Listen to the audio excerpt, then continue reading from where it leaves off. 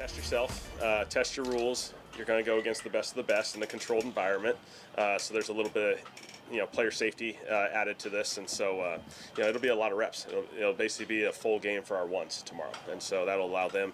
And then we got 2 days before Jacksonville, and so we can assess that at that point. That's Kellen Moore when he was meeting with reporters about today. Today's joint practice with the Saints and the Rams, which is wrapped up.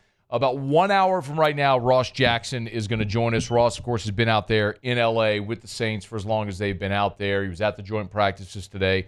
He'll give us a full recap of everything. But Kellen Moore went into a little bit more detail about how he feels these joint practices can help the team. Just how your system's in place. What are your rules as far as, what the protection plan is, what the route combination is, what's your checks or your audibles based off a particular look, and, they'll challenge us. They'll challenge us. They got some of the best players in the world on their team as well, and so you'll come out of this with a couple mistakes, a couple things schematically that you can do better.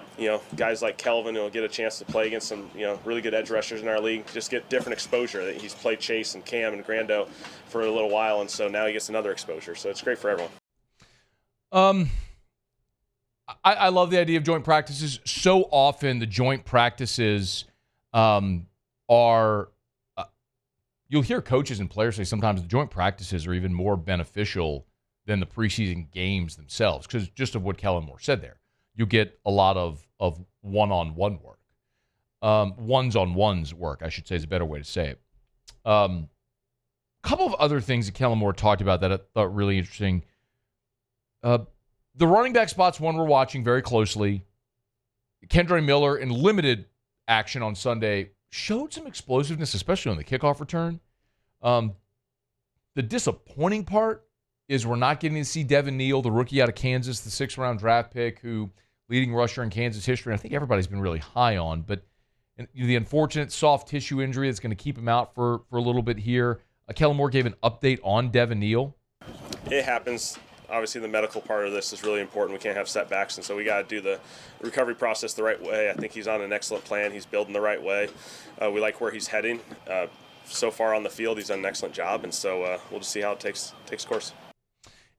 The guy who maybe is going to be the beneficiary the most so far has been Clyde Edwards-Helaire, and in large part because of Clyde's willingness and ability to block. And that might be what ultimately allows him to make this team. Where you've got 2 veterans there with Clyde and Cam Akers. We all know that Kamara will make this team. It seems very increasingly likely, provided he's healthy, that Kendre Miller is going to make the team. The question is, are you going to keep 3 or 4?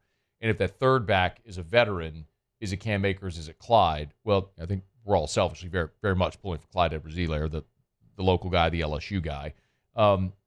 Here was Kellen Moore when he was asked why Clyde is starting to get more reps. Yeah, that's a big part of this running back group is all of them can run the football. They've all checked that box. They're all pretty good runners.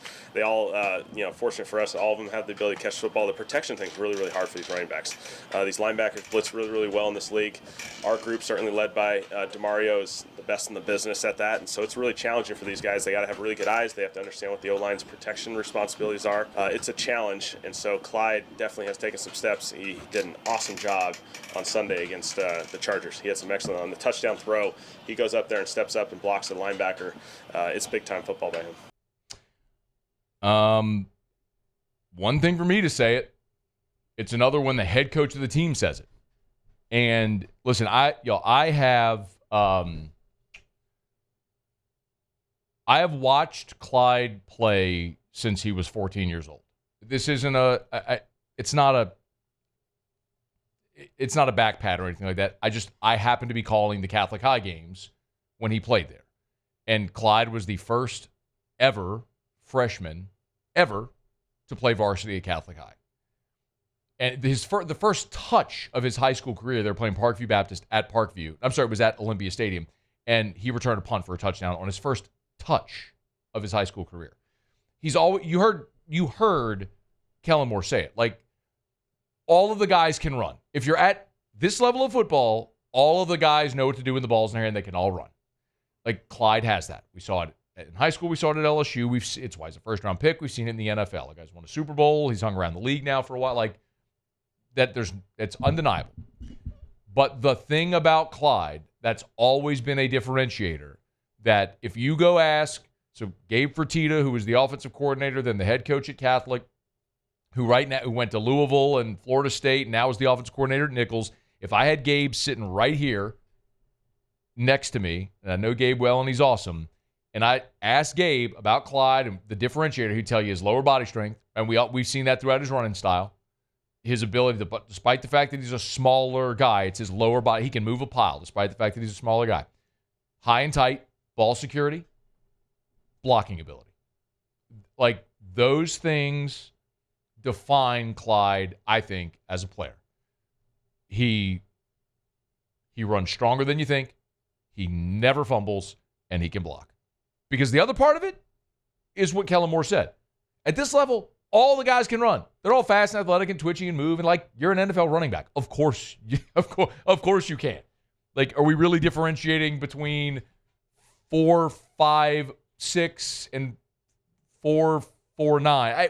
Okay, whatever. If Clyde makes his team, it's going to be because of that.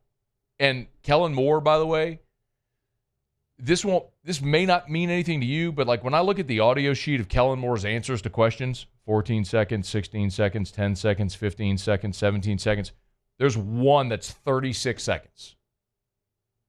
It's the answer about Clyde.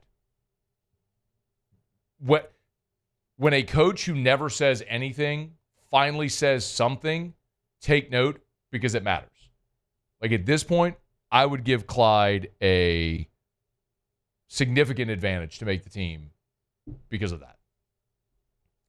Especially with a rookie or second-year quarterback.